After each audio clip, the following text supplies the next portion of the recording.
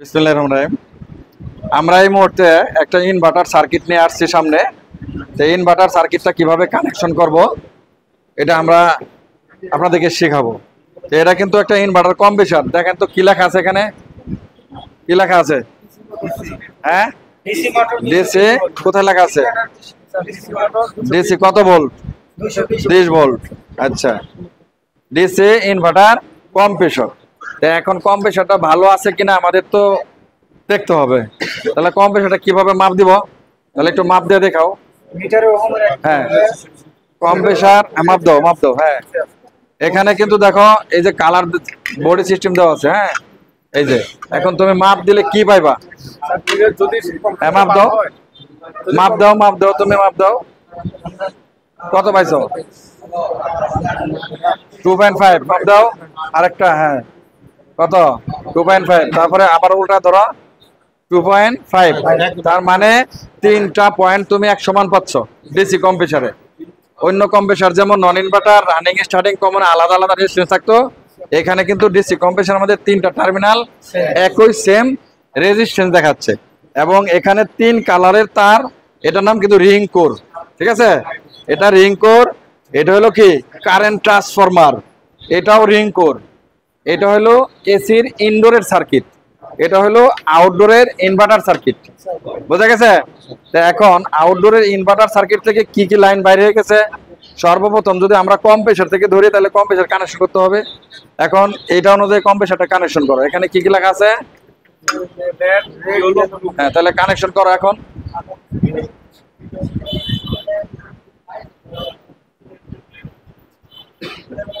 হ্যাঁ, তারপর এটা কি আছে?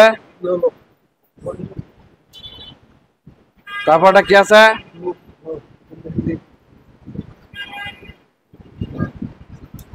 কম্প্রেসার কিন্তু কানেকশন হয়ে গেল। এখানে কিন্তু লেখা আছে দেখেন, রেড, ইয়েলো, ব্লু, 3 কালার। এই কালার ঠিক রাখা কিন্তু কম্প্রেসারের সংযোগ দিতে হবে, নাহলে কিন্তু কম্প্রেসারটা চলবে না। তো আমরা জানি যে ইনভার্টার এসিতে 4 কোর কেবল ব্যবহার করা হয়।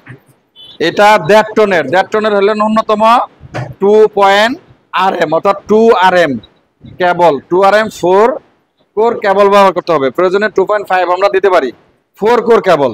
তো আমরা কিন্তু এখানে 4 কোর কেবল ব্যবহার করছি। এই দেখেন 4 তারের 4 কোর কেবল, 4 তারের 4 কোর কেবল ব্যবহার করছি। তো এখানে এটা হলো হ্যাঁ ইনডোর সার্কিট। এতে লেখা আছে, কি লেখা আছে ইনডোর সার্কিটের মধ্যে? LN মানে কি ফেজ নিউট্রাল। আর হলো আর্থিং। তো আমরা এখানে আর্থিংটা দিই না, আমরা 2 তারটা কানেকশন দিছি।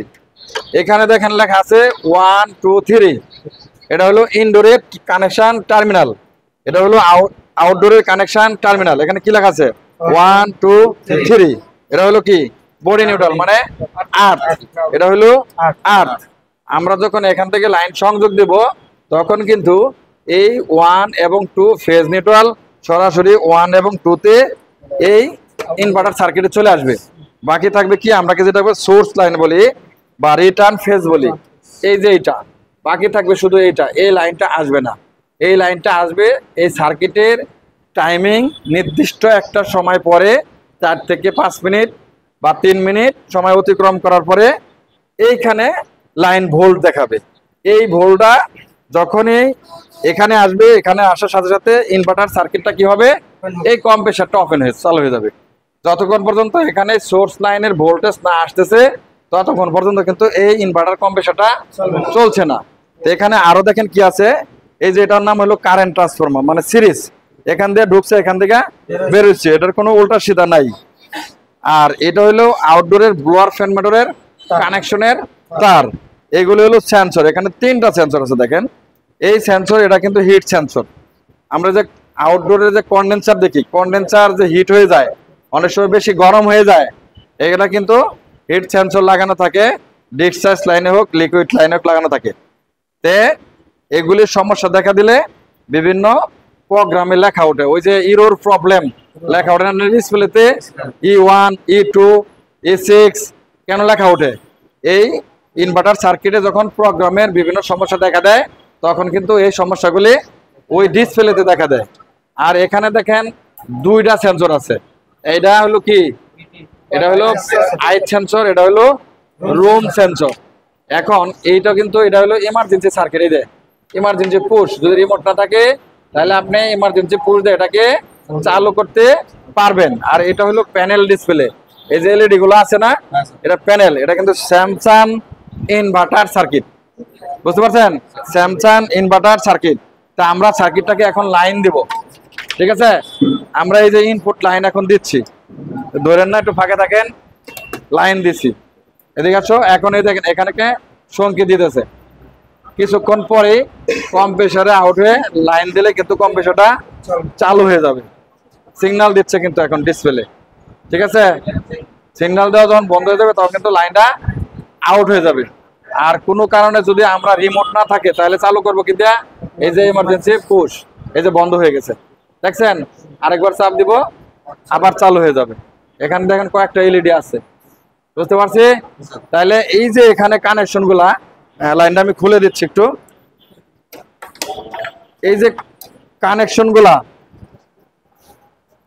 1 2 3 এবং আর্থিং, 1 2 3 এবং আর্থিং এবং ইনপুট লাইন, এটা কি সম্পূর্ণ ক্লিয়ার আমরা বুঝতে পারছি? আর কম্প্রেসরটা কি, ইনভার্টার কম্প্রেসরটা ডিসি কম্প্রেসর, এটা কিন্তু মনে রাখতে হবে। ইনভার্টার কম্প্রেসর চালু করতে কি ক্যাপাসিটর লাগে? কোনো ক্যাপাসিটর লাগে না। আবার মনের ভুলে কেউ আবার এখানে ক্যাপাসিটর ব্যবহার করবেন না। আর এখানে কানেকশন করবেন কিভাবে, এই কানেকশন টার্মিনালের যে ব্যাকে লাইট যে পয়েন্টটা আছে, এই ব্যাকে লাইট পয়েন্টের মধ্যে যেখানে নাম্বারিং যেভাবে যেই কালারের তার আছে সেই কালারের তারটাই কিন্তু ব্যবহার করতে হবে। কোনো কারণে সার্কিট থেকে যদি তারের কানেক্টর টার্মিনাল পুড়ে যায় তাহলে শনাক্ত করতে হবে কোন কালারের তারের কানেক্টরটা পুড়ে গেছে, সেই তারটাই কিন্তু এখানে সংগ্রহ করে লাগাইতে হবে, বুঝতে পারছেন? তাহলে আমরা এখন বুঝতে পারলাম যে একটা ইনভার্টার সার্কিটে যদি আমরা ইনডোর থেকে আউটডোর কানেকশন করি এবং কম্প্রেসর পর্যন্ত যাই, তাহলে কম্প্রেসরের মধ্যে আমাদের তার যাবে 3 কালারের 3টা তার, 3 কালারের 3টা, এবং ইনডোর থেকে আউটডোরের তার থাকবে কটা? 4টা, মানে 4 কেবল, 4 কোর কেবল তাকে বলা হয়। এবং এসি যদি 2 টন হয় তাহলে 2.5 আরএম কেবল ব্যবহার করব। এসি যদি 1.5 টন হয় তাহলে 2 আরএম কেবল ব্যবহার করব। প্রয়োজনে যদি কোনো কারণে মনে করেন যে 4 কোর পাচ্ছেন না তাহলে আর্থিংটা আপনি দিতে পারবেন না আর কি। তবে যেহেতু ইনভার্টার এসি, আর্থিং অবশ্যই আপনাদেরকে দিতে পারবেন। তো দর্শক, যদি আমাদের এই ভিডিওটি ভালো লাগে তাহলে আপনাদের মতামত জানাবেন এবং আমাদের চ্যানেলটিকে সাবস্ক্রাইব করবেন এবং এই ভিডিওটি শেয়ার করে অন্যদেরকে দেখার সুযোগ করে দেবেন। আসসালামু আলাইকুম, সবাই ভালো থাকবেন।